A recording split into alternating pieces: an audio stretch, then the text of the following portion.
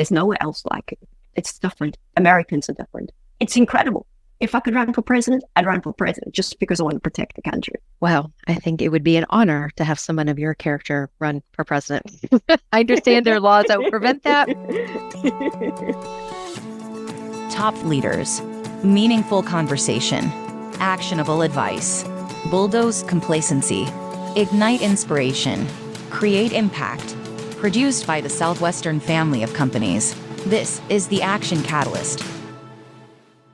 Today's guest is Alysia Silberg, a leading venture capitalist in Silicon Valley, where she mentors tech startups and helps them go public. She is CEO and general partner of the investment firm Street Global, and is known as an entrepreneur so determined to change the world, not even a bullet could stop her. A story which you'll hear about in today's episode, and which is also recounted in her book, Unemployable: How I Hired Myself. We hope you enjoy.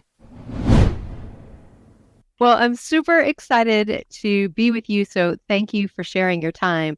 I would actually love for you to start with your background, because I think that sets a nice foundation for where you are today. Walk us through a little bit of your background. So it's a wild journey, and I'll do my absolute best to share with your listeners the stuff that I feel is most important in terms of their own journeys. So my dad was an immigrant from Eastern Europe, back in the day. So he was born in 1917. Sounds completely wild. And that was a very different time in America. So they went on boats to South Africa. They arrived in South Africa in 1929. These immigrants with just clothes on their backs. And he was very fortunate. He had a passion, which was the arts. He was a chemist by training. And he made his way to America, an incredibly difficult thing at the time. And he trained under Max Factor, the makeup artist. And he became somebody who worked on movie sets with the most famous celebrities in the world. And I think part of my madcap adventure inside of me comes from my dad's journey.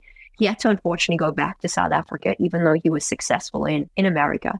And that started a journey for all of us, in the sense that he, during apartheid, created what was the world's only pharmacy and costume hire store. And I was born into this, as I say, wild environment. And I grew up in that environment. And whilst it was fun, it was also incredibly difficult, because there was always a shortage of money growing up. So he was passionate about helping other people. And you can read it in the book, as a chemist, because, apartheid, there was no doctors for the bulk of South Africa.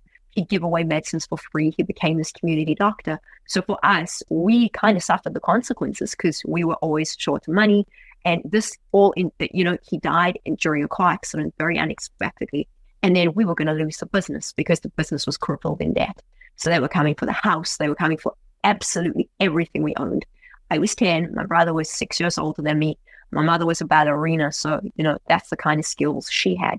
And it was a fight for human survival. And we started just like fighting for this business. We slept in the shop, which it was extremely dangerous. There's a lot went wrong. And I slept under costume rails for a long time. And we just worked 18, 20 hours a day for 5 years. We managed to save the business. A lot was learned. That's what took me on my journey to Canada, because we wanted more, my brother and I. We were obsessed with getting to North America. And eventually I made my way to North America. And today I'm incredibly fortunate. I get to invest in startups after being a founder. I get to work with extraordinary people. And so I'm incredibly, incredibly grateful to be in the US and to be, building startups and working with startups. Okay, so South Africa, but then Canada. Tell me about that. Sure. So we were poor. We had a very old car. We would barely go, but we had a car, and we lived in a very dangerous neighborhood as well. Couldn't afford to leave. And one night on a Saturday night, we got attacked. It was very intense attacking, and I got shot. My mother got beaten up. It was harrowing, even by Hollywood movie standards. The moment that happened, I decided I was always obsessed with coming to America from the day I was born. I think my dad planted that seed in my mind. I was like, I'm going no matter what it takes. And my circumstances around me, people refer to it as a dead-end life. That was my life in South Africa. And for many people, that's their lives. We got attacked. I remember standing, bleeding, screaming my head off, saying, I'm leaving, I'm going, and you have to help me leave. I made up my mind there and then I was going to get to North America no matter what. And my brother and I came up with a very entrepreneurial venture where we would create costumes, from our crazy costume shop for the burgeoning Hollywood film industry in Canada. Sounds crazy, but this is economics, tax. So basically, Hollywood, very expensive to create movies. New York, very expensive to create movies. And so that at that time, they were starting to do a lot more movies in Nova Scotia. And my brother and I, being very good researchers, we figured this out. And we figured out that there was a trade treaty between certain countries in Canada, and that you could apply to participate in this trade treaty, and you could get funding, and you could build a business. And so off I was shipped to Canada to go pitch this to the Canadian government. I was 15 at the time. And I'm telling them about this amazing, venture that they would, of course, want to participate in. They said yes. They were incredible. That was my first taste of what it meant to be in North America in terms of being an entrepreneur, to see how well organized things are, the opportunities. And no one laughed at me. No one said I was stupid. And what I experienced changed my life. Okay, so you did that at 15. And it was crazy. Like when I look back, I'm like, wow, the grown-up, mature version of me was like, I think it was adrenaline as well as nothing to lose. I think that played a big role, where your life is so bleak that you're like, I really have nothing to lose and I have everything to gain. I see homelessness in America. Here, I live in Venice, in LA, and I see all those people and I think about it every day. And I'm like, I could have been one of those people. I just happened to be lucky enough that I had a drive to say, okay, my circumstances suck. No one's going to come in to rescue us. Like, this is it. And I'm going to try, and I'm not going to give up. To this day, that drives me. I can never forget how close we came to having absolutely nothing. Tell me, I know you said you and your mom didn't always get along. What were some of the things you garnered from her? My ability to never give up. She pushed me extraordinarily hard. I think in some respects, it almost damaged me. I had somebody who had a very tough life and who kept pushing me harder because she knew how tough her life had been. And she wanted me to have the best life possible, even if she had difficulty in helping me create that. Has she been able to see your success? No, but that's okay. I hope she's proud of me. I'm sure she is. Sure she is. Let's shift gears ever so slightly and talk about technology. I just think there's an aptitude for technology. Some people have it, some people don't. I definitely don't have it. So that's very interesting to me. So you're 15 years old. What technology did you have at hand? How did you figure out that that's kind of part of your thing? Thank you for your honesty in terms of your ability to use technology. I'm the same. It's ironic, but I'm not good with technology, as funny as that may sound. I'm not natural at this. And I think that's important. But at that time, the internet was so basic. Like, it was really basic. And when you asked about Canada, you got to picture these two kids sitting in deepest, darkest Africa. Okay, we're at the tip of Africa. We're at an internet cafe. The internet was not like America. We're sitting there looking on the internet, and we want to go to Canada. And we like, oh, this place looks interesting. It's got a cute little boat. I'm not kidding with you, okay? Like a cute little sailing boat that's in the pictures. And it looks very sophisticated compared to where we're coming from. And this is Halifax, Nova Scotia. And that was our interaction with the internet, that it was like this raw thing that gave us the ability to fulfill our dreams.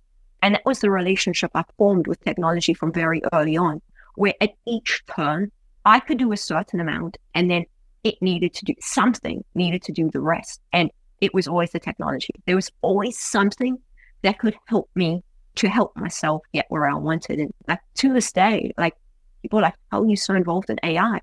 I'm like, it's pretty simple. I'm a human with a problem. And I found that the technology helps me solve it. Like my accent. It's hard for Americans to understand my accent.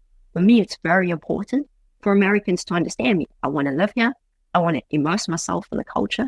But in order to do that, people have to understand you. I was like, okay, I'm going to get an AI coach. I'm just going to practice and practice. I just started applying it in every aspect of my life. And as I say, as a woman, it started giving me leverage that I would have never had any other way. Because where I do things to almost make myself small, it would help me make myself big. And so that relationship, as I say, was, again, survivalistic, but technology showed up for me in a massive way. Fascinating. So one of the things you talk about was early on, you were willing to take these risks because what did you have to lose? Now you have stuff to lose. How do you still keep that unbelievable risk appetite that served you incredibly well, but now you have something to lose? So talk to me about that. I think it comes down to our values. And I think the thing I value most in the world is learning. I can't get enough of learning. And I think that just drives me forward. I feel like physically sick when I'm not learning. Like it sounds insane, but it's that constant need to just keep growing. And it's like I'm constantly investing in startups. I'm constantly building. I'm constantly creating. Some stuff works, some stuff doesn't work, but you just keep on going. That's probably why I love the AI so much, because it grows and it grows faster than me, which sounds insane. But at the same time, it keeps me on my toes. Like there are times where I run into my own barriers in terms of like engaging with people, because I've had imposter syndrome, like there's stuff, there's realities of who we are. And then I'll work with the AI. I have conversations with GPT around this, and GPT learns faster than I do. And it adapts faster than I do. And then I'm like, wow, that's interesting. I have to stop. I have to think about this. I have to come back tomorrow. But I could see it didn't stop learning. It was comfortable keeping on going. My mind couldn't go any further that day. And that's been very interesting, because that forces my mind in a positive way to keep on growing. Each time I get on a call with the founder, and each time I get to learn something new about what they're doing to solve a major problem in the world, for me, there's very few things that give me that kind of joy. I don't know. That's a good way to be, I think. I think it's fantastic. Fantastic. So let me ask you this. There's a ton of conversation right now around this idea of growth mindset. And it got me thinking, do you think the growth mindset, is that nature or nurture? Nurture. I took it upon myself to build like a rewards challenge for myself. I've lived and died by these rewards challenges. So it's like mini habits where I'll give myself like a book I really want as a reward. And I'll be like, I'm going to break through on this thing. And for me, that was like, I could see I was fixed in a lot of areas and that I never wanted to be. I knew that to get to America, to live the life I wanted, to feel the sense of fulfillment and joy that I sought so much, versus the pain and heartache, and as you say, a survivor that was still within me, even if externally it may not have looked so much like that. And I was like, to do that, I have to change the wiring in my brain. Trust me, it was a really tough thing to do.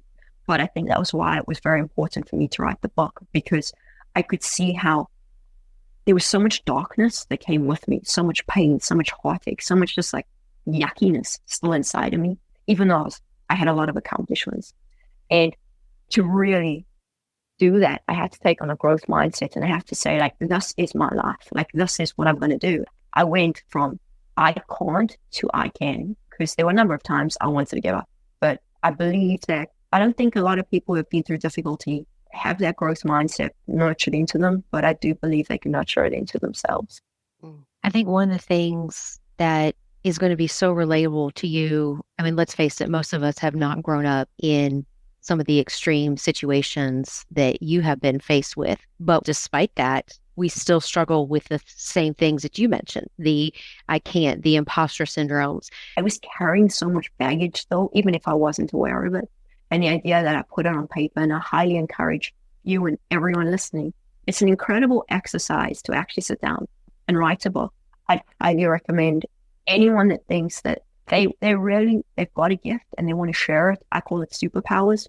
Give that gift to yourself, however long it takes. Just keep going. And as I say, it's worth it. That's awesome. So I love your transition, because the next thing I wanted to ask about was this superpower.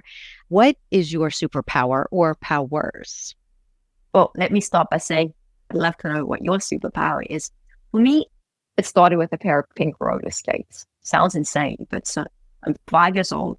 Everyone around me's got these roller skates. And I realized we can't afford them. And I knew better to ever ask my parents. It was just like not something I'd ever do, because I didn't want to make them feel bad about themselves. And so that's how I figured out the solution. But for me, I learned to fall in love with selling. Like, it sounds crazy, but I learned to fall in love with like building companies, selling, and the joy of solving someone's problem for them. Somebody has a problem and I can delight them with a solution. And the memories people have of me being in the shop and I could barely stand over the counter and I'd be stretching up and I'd be smiling and I'd be selling. And it was like every time I message someone on behalf of one of my companies and I'm like, please, will you help them? Please, will you help them? Please, will you help them? People are like, we can't say no to you. We can't say no. Like, that's awesome. That's my superpower. So I think that would be my one superpower. And I think the other one is maybe pattern recognition. Being a survivor, I learned to recognize patterns very early on, just in terms of survival. and in terms of like keeping safe. And I think it's helped me a lot in terms of like making investments and just learning to see where the world is going, which I've, now it's just like a joy to do that kind of thing. But I think pattern recognition too, I think many people comes down to curiosity as well, where you're like curious, hey, what's happening here? And then like making these fun predictions for yourself and practicing making them till eventually they kind of just become like this like game you play with yourself. Mm-hmm. Very interesting. Hey, one of the things you talk about is obviously the name of the book, Unemployable. You took a career aptitude test and it said you were not employable. How old were you when you took that test? I think I must have been 19 at the time, and it had a profound effect on me. Like, why do you think that was so profound? Because 18 or 19, you already had some successes. I think we have to start with, if you look back on the circumstances, so poor, blue collar, for all intents and purposes, if you looked at our quality of life, not proper running, they turned off the water regularly, they turned off, the power regularly, like this is the way we lived. It wasn't food regularly. And so the idea that I was able to join a fancy bank, in inverted commas, fancy, sophisticated investment bank, was like, to some extent, especially in that culture, wow, I've made it. So I think it's important for listeners. I was Jewish too. So the idea that being Jewish going into banking was like a prestigious thing. So finally, I cleaned up well, for lack of a better term. I made my family proud, and we're finally moving into a different class structure, I suppose. And the idea that at that first moment, I take this test. I've never failed a test before. I've been told my entire life, you've got to be the best. No option, the best. At whatever cost it comes at, the best. I've been to expensive, fancy Jewish school on a scholarship. But the idea that I got told, we don't want you here, you have no place here, you don't belong here. Once again, you're an outsider in your own community. So everyone around me had, been to these fancy schools, been to work in banks. It was a cultural thing where that's what people do. And the idea that I got told, you're an entrepreneur, I'm thinking, not a more entrepreneur, never allowed, into the system. And you're a researcher. Okay, you stating the obvious. These two things I can do, but I don't want to only be able to do these things. I want to be able to hold my head up high. I want to belong somewhere. And the idea that I've brought the shame on my family, that was very painful. The idea that once again, I've been thrown out of the insider club, always the outsider, never the insider. It was ironic because they were basically complimenting me. And they were saying, well, you're very good at what you do. You've developed mastery at what you do. Stick to what you're doing. But it wasn't well received in that community. And that's why I wanted to come to America. Because in this country, it's noble to be a founder. It's noble that if you fail, you get up, you try again. No one will judge you. I do think when we're doing it right as a country, we allow you to make your own club. And that is certainly what you have done. It's a very, very special country. Like, I think you have to grow up elsewhere. And Americans are like, we're going through so many problems. And I'm like, you have to grow up elsewhere to know how special it is here. It's very, very special. And it's worth protecting because there's nowhere else like it. Like, there's nowhere else that gives the kind of opportunities. Like, it's different. Americans are different. Anything's possible. And the fact that you can be building basically anything, and you always find a customer to support you. You'll always find an investor to support you. You'll always find employees to be on your team. It's incredible. If I could run for president, I'd run for president just because I want to protect the country. Wow. I think it would be an honor to have someone of your character run for president. I understand there are laws that would prevent that, but that would be a breath of fresh air. So since that's off the table, what is next for you? What are your eyes set on next? So I want to build a community around Unemployable, a force for good at a time where, as I say, I'm very involved in AI. We've seen a lot of change in terms of the economy, and we see a lot of, tech layoffs. And so for me, the idea that people see this as more than a book, but more as a platform where they're like, hey, I'm worried about losing my job, or I lost my job, or I just want to build something. And the idea that they see the lessons in the book as inspiration, and it gives them that sense of courage to be like, okay, I'm going to use this information and I'm going to start building, because as we were talking, each person has a superpower, and use the power of the internet. Like I keep saying to people, there's 3 billion people online. You don't need 3 billion customers. We've all, there's so many studies. You need 1,000 customers to build a very nice business for yourself that can sustain you in a very, a great manner. So the idea that people say, okay, I'm going to build a company for myself. I think that inspires me beyond measure. And my personal goal for myself is that I see 100,000 companies, and people say to me, where do you want those companies founded? I'm like, I'm American through and through. So Delaware-based company sounds crazy, but I'm very proud of the fact that people contribute to the US economy, pay tax, employ people in that. I think that's great. And so that's a big, big goal for me, is that I see that succeed and, invest heavily in AI. I got a free AI newsletter, which I hope people join, subscribe to. They can ask me questions. We put a lot of work into it. I have a team for it. And there's like tools. It's all kinds of things that I encourage people to just start looking at. And it's like, people will be like, wow, that's a bit scary. I'm just starting out. I know nothing about AI. I'm like, that's fine. Just start looking at it. If you're interested in art, look at the images and be like, wow, that's AI generated art. The cover of the book is AI generated. The images in the book are AI generated. We worked very hard to create those with one of my founders. And so finding something you're interested in when it comes to the AI too, and just saying, hey, Alysia's got some articles on those things. Let me read about it. Let me message her. Let me ask her a question. For me, that's very important because I don't want people to be left behind. It's an exciting time to be living. So those are my priorities right now. That's awesome. Okay. So I know you have a thirst to learn. I would even say it is almost for you like breathing. It just naturally brings you joy, which, by the way, I mean, of all the things to love, that's a good one. You love it so much, people ask you if you're on drugs. That is I mean, wow, that is fantastic. I mean, really? I mean, okay.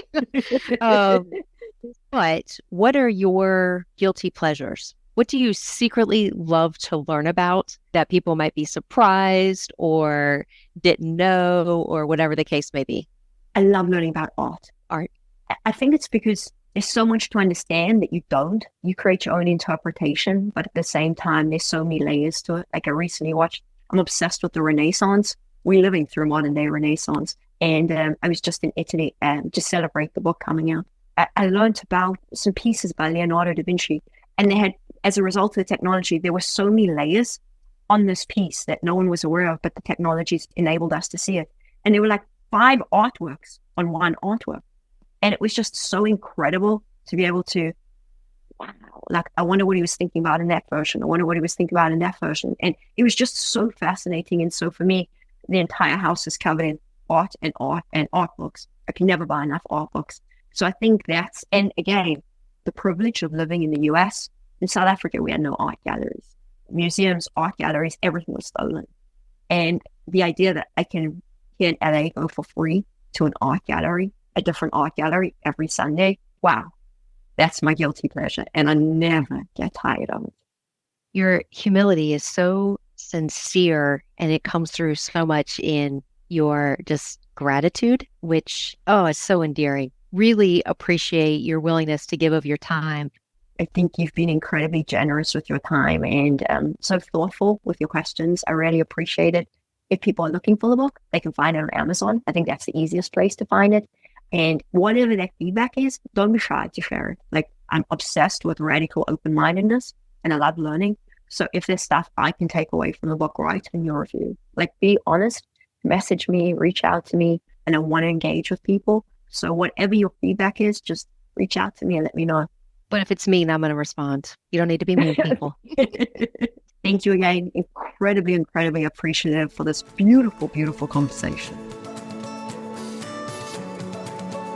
If you enjoy this podcast, please make sure to subscribe. And to stay updated on everything that the Action Catalyst is up to, make sure to follow us on Facebook and Instagram at Action Catalyst Podcast and on Twitter at Catalyst_Action.